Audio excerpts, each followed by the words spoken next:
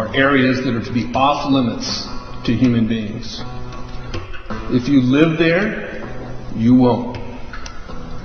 The yellow areas are the areas for major control of all human activity. If you live there, you won't.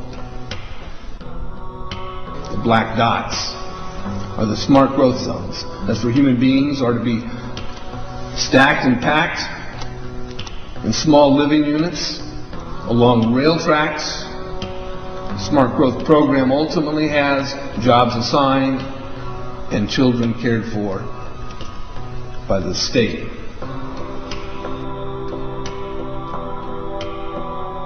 And in conjunction with Codex Alimentarius, food will be limited and water consumption will be decreased to 10 gallons per day per person. That is over a 90% reduction in people's average daily water consumption. And along with shortages of food and water, the food we will be provided with will be genetically manipulated and nutrient deficient. Genetic manipulation of food causes complications in metabolizing and utilizing food for energy. In June of 2003, scientists reported that the gene sequence of the inserted genes into crops had actually changed their order, that had re-scrambled. So the genetic inserts are not stable. Another laboratory confirmed this and found that it had changed in the same varieties in different ways that they had tested. So not only is it unstable and changing, it's not even uniform in the way it's changing. This is incredibly dangerous. Nutrient deficiencies due to Codex's planned vitamin and mineral ban will cause billions of preventable diseases. Both of these will ultimately lead to billions of deaths. The question is then, how do they do it? How in the world are they getting this agenda from the international level down to the local level? Well, they've got a plan for that too. Now, on the environmental side, there's probably a number of different plans, but from the environmental side, you have an organization called the IUCN, the International Union for the Conservation of Nature. Been in existence since the United Nations was created. It's not part of the United Nations Charter. It's a scientific advisor to the United Nations. But through the IUCN, such programs as ecosystem management, American Heritage Rivers, the Clean Water Initiative, the Endangered Species Act, and all the rules and regulations of the EPA, U.S. Fish and Wildlife Service, the U.S. Forest Service, the U.S. Park Service, and so forth. They also discuss property rights in this particular document. They say that property rights are not absolute, they're not unchanging, they're not inalienable like our Constitution and the Declaration of Independence of the states. Rather, they are a complex, dynamic, and shifting relationship between two or more parties over space or time. In a biocentric approach, says the IUCN, the rights of nature are defended first and foremost on the grounds of the intrinsic value of animals, plants, rivers, mountains, and ecosystems, rather than simply on the basis of the utilitarian value or benefit to human beings. In other words, nature comes first. Nature's needs comes before man's needs. In a religious context, it's called pantheism, the belief that nature is God. It goes on to say, even worse, people are then members of a community of beings, like human beings, living and non-living. So a rock is now elevated up to the status of a human being, and they're both equal in the eyes of this belief system. It's not hard to imagine that if you believe that humans are the cause of all the Earth's problems, that we're overpopulated. They give two solutions, and only two, to this problem. The first is that it's estimated that an agricultural world in which most human beings are peasants should be able to support 5 to 7 billion people. Well, folks, we have 6 billion people right now. That means all of us in this room, or nearly all of us in this room, are going to have to become agrarian peasants if we use this solution. In contrast, they go on to say a reasonable estimate for an industrialized world society at the present North American material standard of living would be 1 billion people. So if we wanted to maintain our current standard of living, we would have to reduce the Earth's human population by somewhere around 70%. In 1970, just 3 years after the publication of the Iron Mountain Report, which calls for, if we're going to create a world government, we can no longer use war as a mechanism to cause fear amongst populations and therefore allow us to control the behavior of populations through fear.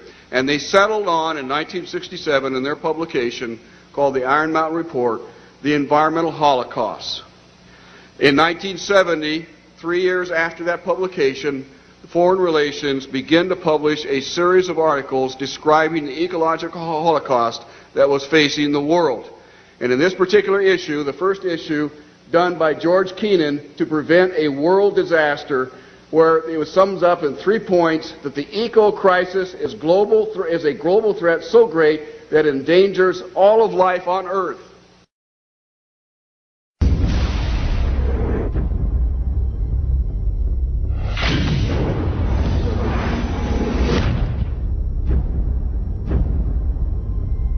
If you look at the 10 hottest years ever measured, they've all occurred in the last 14 years. And the hottest of all was 2005. We are causing global warming.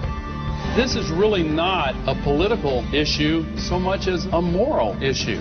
Temperature increases are taking place all over the world, And that's causing stronger storms. is it possible that we should prepare against other threats besides terrorists? The Arctic is experiencing faster melting. If this were to go, sea level worldwide would go up 20 feet. This is what would happen in Florida. Around Shanghai, home to 40 million people. The area around Calcutta, 60 million. Here's Manhattan. The World Trade Center Memorial would be underwater. Think of the impact of a couple 100,000 refugees, and then imagine 100 million.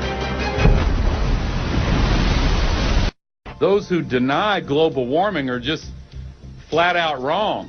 Ellen Goodman from the Boston Globe wrote, "Let's just say that global warming deniers are now on par with Holocaust deniers." Scientists silenced for questioning the threat of global warming.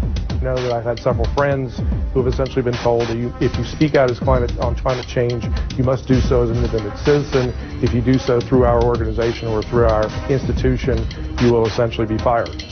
Once you realize how many holes there are in the consensus solution, you may begin to open up your mind to the other side of the global warming debate as a whole. The only consensus I'm aware of is that it's warm in the last century. They completely ignore the fact that there's this thing called the Oregon Petition that was signed by 19,000 professionals and scientists who don't agree with the idea that we are causing climate change. I can't tell you how many calls I've received from parents saying their kids are now being shown an inconvenient truth completely unchallenged, not just in science class, but in art and math classes. I have to speak out and say that the science we have is still incomplete, and the science we're being told by the IPCC is really incorrect science. Global warming paradoxically causes not only more flooding, but also more drought. Big hurricanes, tornadoes, fearsome diseases, polio, tuberculosis, West Nile virus, avian flu, SARS, polar bears that have actually drowned, mosquitoes, caterpillars, communism, it's slavery, global warming, global warming, global warming. Aurelia Pecci, who actually created the Club of Rome, and it's the inner circle of the global elitists in 1991, stated that while searching for a new enemy to unite us, we came up with the idea that pollution, the threat of global warming, and the like would fit the bill. All of these dangers are caused by human intervention. The real enemy then is humanity itself. To put this to you bluntly, global warming is a complete fallacy. Al Gore received the Grammy and the Nobel Peace Prize for a film that is filled with holes and mistruths. Ice cores taken 2,000 meters below the surface have enabled us to look at the last 160,000 years. We believe that in Greenland, the medieval warm period was about 1.5 degrees warmer on average than today. And they also show consistently warmer temperatures thousands of years ago before man-made greenhouse gases existed. Approach our time, we can see that in the period between 4,000 years ago and back to the period 2,000 years ago, which is actually the Roman age, the temperatures have been decreasing in Greenland by 2.5 degrees. Al Gore is made out to be a revolutionary figure attempting to save the planet, which is quite true. He just doesn't mention the fact that saving the Earth doesn't involve you.